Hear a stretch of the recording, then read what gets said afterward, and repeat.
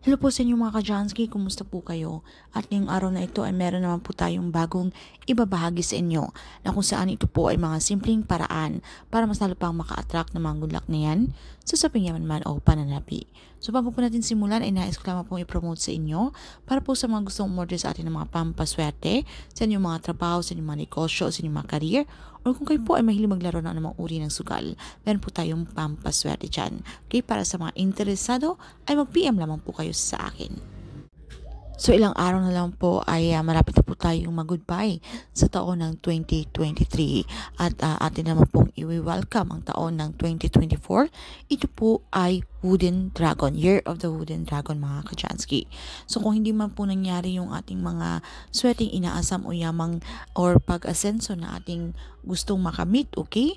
Hindi man nangyari sa taong 2023, ay wag po tayong malungkot, wag po tayong mawala ng pag-asa dahil po malay po natin sa pagpasok ng taong ito po ang kapalaran po ay papabor sa iyo. So dapat tayo po ay maging positibo, okay? So para po mas lalo pang maka-attract ng mga good luck na yan.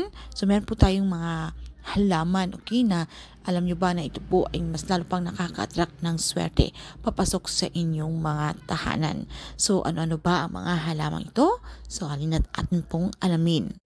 Una po riyan mga ka-Jansky na wag po tayo mawala ng halamang ito. Indoor plants ay ang money plant, okay? Sa pangalan pa lang pong itong money plants, ito po ay alam natin ito po ay maswerte sa usaping pang-financial. So ito po ay makakatulong sa atin.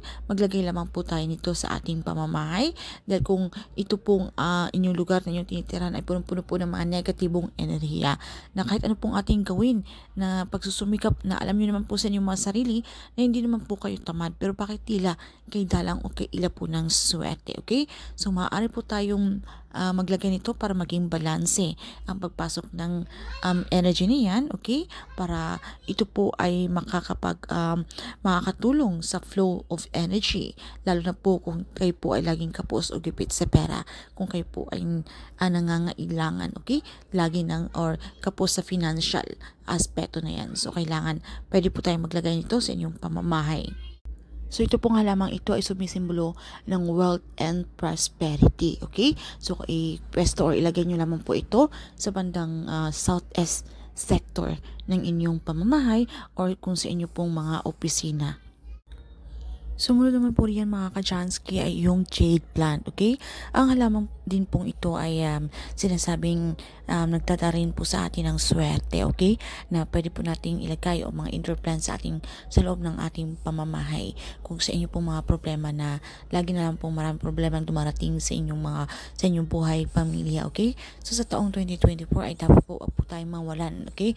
Ng ganitong plants na ito, okay? Ang jade plants, ito po ay ilagay natin okay, sa entrance, okay, sa inyong mga pintuan o sa inyong mga main door. Ilagay nyo lamang po iyan sa gilid nito na kung saan pagbungad po ay ito po agad ang makikita dahil ito po ay malakas mag-invite ng positive energy na yan, okay? Sumunod rin mga ka-Jansky ay yung ating aloe vera plants, okay? So ito rin po ay isa na pwede po natin i-consider na maglagay po tayo nito sa loob ng ating pamamahay. Ito po ay mainam na ilagay po natin sa ating mga kusina, sa ating mga kitchen or malapit po sa mga pintana. Ito po ay sumisimbolo ng protection, okay? And good energy. So malakas din po itong mag-attract ng swerte para mabalanse po kung ano man po yung mga bad energy na nanahan sa inyong pamamahay. Sumunod naman po riyan mga ka-Jansky, okay, na hindi po mawala sa ating mga listahan ay yung ating mga orchids. Alam nyo ba na mga orchids mga ka-Jansky, ito po ay sumisimbolo ng love and fertility. At ito po ay mainam na ipwesto ilagay po sa ating mga silid tulugan. Alam nyo ba na ito po ay mainam para po sa mga magkasinirog o sa mag-asawa or na pag nawawala na po ng mga time sa isa't isa or hindi na po mainit ang kanilang pagsasama o inaalat na po, okay? So para po manumbalik, okay, ang pagmamahalan, ito pong plants na ito ay makakatulong, okay? Para po magkaroon ng magandang vibes sa inyong mga silid tulugan na yan, okay? At ito rin po ay mainam na nakaka-attract ng good energy. So, ayan lamang po yung ating mga indoor plants na maaari nyo pong i-consider na maglagay po kayo nito sa loob ng inyong pamamahay, okay? Para po sa pagsapit po ng taong 2024 ay maganda po ang papasok sa atin, okay? So, dapat po kinakailangan din na pag meron po tayong mga pampaswerte mga halaman na ito, ay dapat tayo pa rin po ay nasa atin pa rin po yung may control. Tayo pa rin po ang gumagawa ng ating kapalaran. Dapat mga ka-Jansky ay huwag po tayong maging tamad. Huwag po nating hayaan na umupo na lamang po tayo sa isang tabi na wala lamang po tayong gagawin. So, dapat mag-isip pa rin po tayo ng mga hakbang, ng paraan, okay? Gumawa po tayo ng action kung paano pa po tayo maging produktibo at kung paano pa po tayo mas lalong umangat. At syempre sa loob ng ating pamamahay, mas kinakailangan pa rin po na ang pamilya o yung mag-anak ay hindi po nag-away-away. Dapat po tayo ay magmahalan, magkaisa, dahil kung ano man po yung mga problema o unos na dumarating po sa ating buhay o sa ating pamilya, ay madali po natin itong ma-iresolba dahil po tayo po ay nagtutulungan, okay? So, ayan lang po mga ka-Jansky. Kung meron po kayong mga katanungan o hindi man masyadong klaro sa topic na ito, ay paki-comment na lamang po sa ibaba.